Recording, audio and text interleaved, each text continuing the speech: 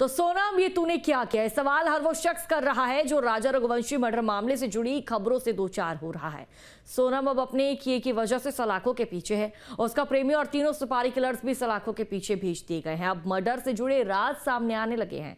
आइए आपको बताते हैं कि आखिर 23 मई जिस दिन राजा रघुवंशी का मर्डर किया गया, उस दिन साजिश को कैसे हत्यारों ने अंजाम तक पहुंचाया। खुलने लगा एक एक राज। राजा रघुवंशी मामले में सबसे बड़ा खुलासा। 23 मई मर्डर वाले दिन की टाइमलाइन आई सामने। राजा रघुवंशी मर्डर मामले ने पूरे देश को झकझोर दिया है। अपने प्यार को पाने के चक्कर में सोनम ने ऐसी साजिश रची कि आज कई घरों में मातम पसर गया है। उसने उस भरोसे को हिलाकर रख दिया है जिसकी बुनियाद पर भारत में परिवार का निर्माण होता है।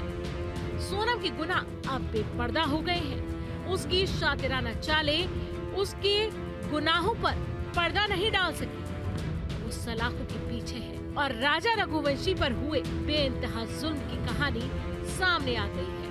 आज हम आपको बताएंगे कि आखिर 23 मई को कैसे सोनम ने सुपारी किलर्स के साथ मिलकर वारदात को अंजाम दिया। आपको वारदात की पूरी टाइमलाइन बताएंगे, जिसकी शुरुआत 23 मई के मनहूस दिन सुबह 5:30 बजे से होती है। सुबह 5:30 बजे शिपारा होम स्टे से राजा सोनम ने चेकआउट किया। तीनों सुपारी किलर्स भी थोड़ी दूर के होम स्टे में ठहरे हुए थे। सुपारी किलर्स भी अपने होम स्टे से निकले।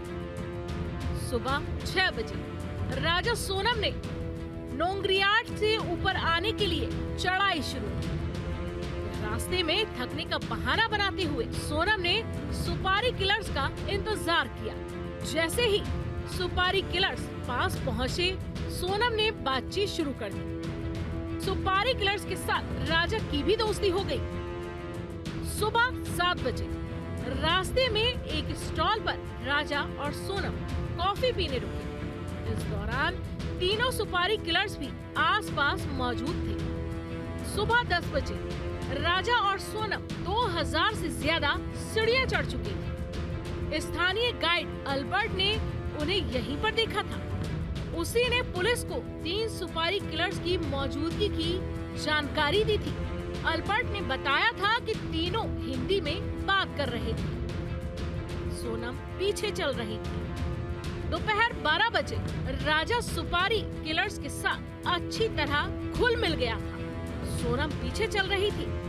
राजा सुपारी किलर्स के साथ आगे चल रहा था। दोपहर 1:30 पर राजा को मारने का प्लान एक्टिव किया गया। इससे पहले सोनम ने सास को फोन किया। सास को सोनम ने बताया कि वो लोग ऊपर पहुंच गए हैं और काफी थक चुके हैं।